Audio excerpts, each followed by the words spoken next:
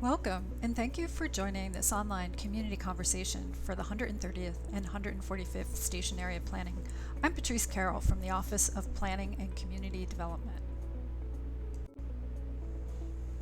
We're all struggling to adjust in these strange pandemic times.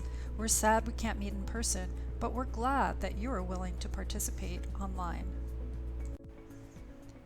This conversation is about zoning and transit-oriented development, or TOD. Here's what we'll cover. First, a project update, then two presentations, one about zoning and a second about TOD. Last is a survey to collect your ideas and feedback about zoning and TOD. If you have questions that we didn't cover, don't hesitate to email us. This project kicked off in early 2019. Later that year, we discussed options for the future. Now we're continuing our work online with the goal to have a draft plan this fall and a final plan by the end of the year. In 2021, work will continue. We'll begin implementing your vision. That phase includes things like zoning and environmental studies, legislation, affordable housing investments, and capital project planning. So much is happening, it's hard to know who does what. Sound Transit and the city have some shared responsibilities and some individual ones. Mayor Durkin and Councilmember Juarez sit on the Sound Transit board that makes the final decisions about light rail, such as when to build the 130th Street station. Both agencies are focused on racial equity and are sharing the work of keeping that at the center of our efforts. These diagrams show where each of us are working and how we overlap. Sound Transit leads the planning and design of the station itself. The design of the 145th station is complete, but the design of the 130th station is still underway.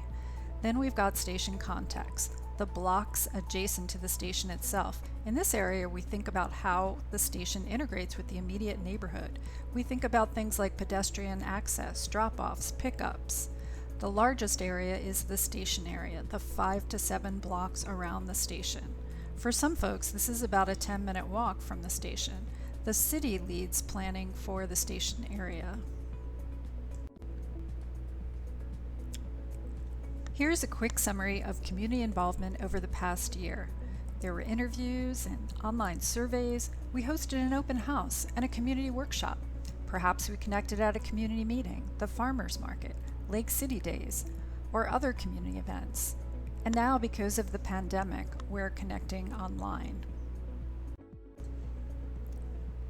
We've heard people would welcome more housing, local retail, places to gather, but they're concerned about affordability, displacement, and how change might impact green space and established neighborhoods. We've had some discussions about where change might happen. We heard it makes sense to focus future growth and change near the station or along major east-west streets. Now, my colleague Jeff Wentland will talk about zoning basics. Hi, my name's Jeff Wentland. I'm a strategic advisor in the city's Office of Planning and Community Development. This presentation provides an overview of zoning and how it works. Zoning is the law of a city or county that determines how land or property can be used. Zoning regulates activities or uses that take place on a property. It also regulates the size of buildings that can be built, and it promotes an orderly pattern of development to support the public good. The pictures on this slide show some examples of activities that would be classified as commercial use on the left, a residential use in the center, and an industrial use on the right. The zoning code would determine where these types of uses can occur in the city and would ensure that the land uses are compatible so that conflicts are not created. Zoning must carry out or implement the city's comprehensive plan. The zoning has to provide enough room in the city overall to accommodate the amount of growth that is expected. Zoning is the tool that directs more growth to certain areas. In Seattle, areas expected to receive more growth are generally urban villages and urban centers, so the zoning would allow for taller or denser buildings in those places. In other places, zoning restricts certain types of development so the area can be preserved for certain uses. An example would be in Seattle's industrial zones, where large-scale offices or residential uses are not allowed so that industry can continue to operate effectively. Every location or property in the city is given a zoning designation on the city's zoning map. In this example, which is a simplified version of the actual zoning map, the areas in yellow have single-family zoning, areas in orange have neighborhood commercial zoning, which allows for a mix of retail stores, offices, and housing, and the areas in brown have low-rise multifamily zoning, which allows only residential use in formats like apartments or row houses. So if you owned the property inside the red circle, the zoning of your property would be low-rise multifamily. The actual zoning map for Seattle is much more complicated and detailed. It addresses conditions everywhere in the city, and it includes more than 40 zoning classifications. The zoning code is contained in the Seattle Municipal Code. The regulations limit the uses and sizes of new buildings. Let's take a look at an example of how that would work in a low-rise multifamily zone. The zone only allows for housing uses. There's a maximum height limit that determines how tall the building can be, which is shown here in pink. The zoning contains required setbacks that specify how far a new building must be from a property line. And the code determines how much parking is required to be built with the new building, and where that parking must be located. Some zones do not require any new parking. Floor area ratio, or FAR for short, is an important tool in Seattle zoning. Often, community members focus on height limits when talking about zoning, but FAR is just as important in determining what can be built on a site. Let's take a minute for an overview of how FAR works. FAR is the amount of floor area that may be built as a ratio to the size of the site. This example has a site footprint of 10,000 square feet.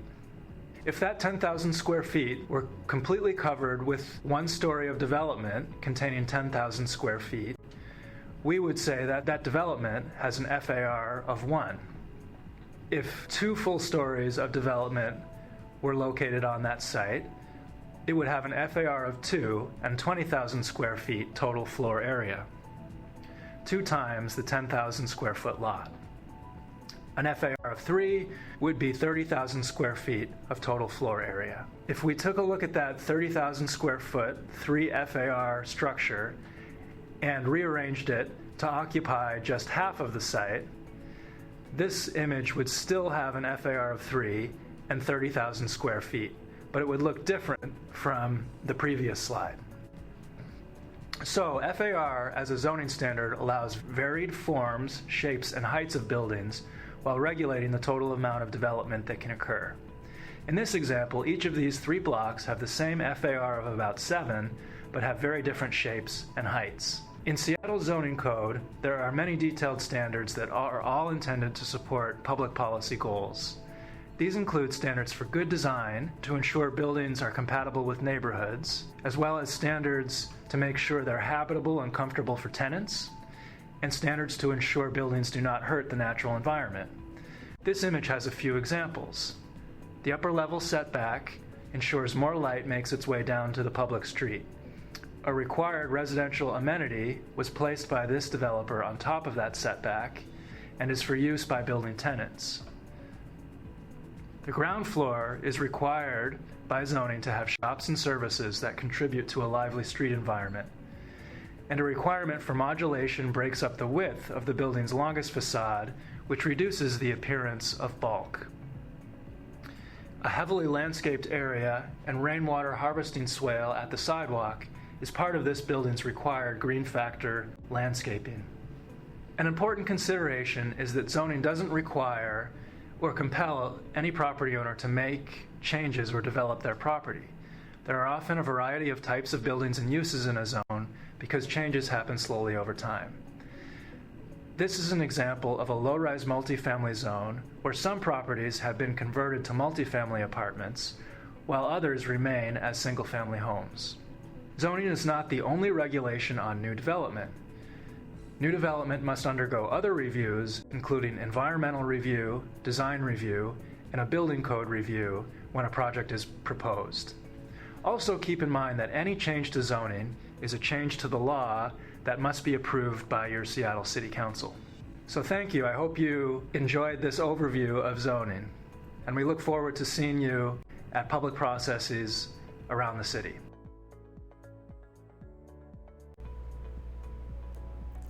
Thanks, Jeff. Zoning is a very complicated subject, and we'll have a lot more discussions about zoning options in the station area next year. Next, let's talk about transit-oriented development, or TOD. In short, TOD is a compact and walkable community built around high-capacity transit. TOD has a mix of different uses and building types, housing, commercial, shops along the street, and other things that make it a great place, like parks and trees, childcare, public art, gathering space. You might hear planners talk about urban villages, complete communities, 15-minute neighborhoods, transit villages, or transit communities. These are all variations of TOD. The benefits of TOD are compelling. TOD can help Seattle become a more equitable city. Equitable TOD means more affordable housing options and increased access to opportunity, like better jobs or schools, especially for communities of color. TOD means residents have dependable light rail or bus rapid transit that gets you where you need to go. You can easily connect to school, work, shopping, and recreation in lots of different neighborhoods. TOD means a vibrant community. It creates opportunities for affordable housing and businesses located near stations, more places for you to live, work, and shop. TOD helps us fight climate change by reducing our dependence on cars. It gives community real clean energy alternatives and reduces our impact on the changing climate. Planning in the station area has been underway for over 10 years. In 2012, the Puget Sound Regional Council kicked off a 5-year planning effort called Growing Transit Communities. The City of Seattle was one of 43 local governments and organizations that agreed to work towards these goals for areas near stations, attract more residential and employment growth, provide housing choices affordable to a full range of incomes, increase access to opportunity for existing and future residents. Sound Transit's planning for the Lynwood Link extension began in 2010. It included an assessment of the potential for TOD at each station. This analysis concluded there was limited potential for TOD based on current conditions at the 130th and 145th stations. The Seattle 2035 Comprehensive Plan Update included public discussion of a potential new urban village surrounding the 130th Street station. Although the urban village designation was not adopted in 2016, that could happen in a future update. The plan does have several policies that encourage urban village designation and more density, more mixed use, near light rail and bus rapid transit stations. Based on existing conditions and market demand, previous studies concluded the potential for TOD in the station area is limited. Almost 80% of the station area is occupied by single-family development or parkland. Commercial properties, which are easier to redevelop for TOD, are more than a half a mile from the station. Because the 130th station is within the WashDOT right-of-way, Sound Transit didn't acquire any extra land that could have been redeveloped for TOD later. And the city has not yet adopted a station area plan or zoning that would support TOD. In this area, the markets for apartment investment are weak, but will likely strengthen because of future light rail. The market is unlikely to support office or lodging uses. However, there is stronger demand for local serving retail and for sale housing such as townhouses. By changing the existing land use policies and zoning, we can improve the potential for TOD. Our land use code has a range of zones that we could use to encourage TOD. A combination of residential small lot, low-rise residential, and neighborhood commercial could be a good fit for this station area. High-rise zoning would not be a good fit or financially feasible. We will do a detailed environmental study of zoning options for the station area in 2021, and your input will help us identify which options to study. In addition to the base zones, other designations in the Land Use Code or Comprehensive Plan can encourage TOD. The Station Area Overlay District prohibits auto-oriented uses, like a car wash, and it eases the parking requirements. Urban villages are areas designated for future growth in the Comprehensive Plan. Similar to TOD, urban villages are envisioned to be compact, mixed-use, walkable places with good transit and less parking. Each urban village has a set of specific policies to guide future growth and investment. Urban villages are often prioritized for city programs and other capital investments. This diagram of the Roosevelt neighborhood illustrates how the boundaries of the Station Area Overlay District and the residential urban village compare. The Overlay District is the smaller area very close to the station, while the urban village is larger. The pedestrian zone promotes uses that generate walking customers and a lively business district. Development standards encourage transparent facades at street level and discourage things that interrupt the flow of the shopping street, like driveways, parking, and street-level residential uses. Thank you again for taking time to learn about zoning and TOD. Don't forget to take the survey. We'll use your feedback to shape the draft plan and more detailed studies next year. In September, we will have our fourth and final conversation to talk about affordable housing and livability in the station area.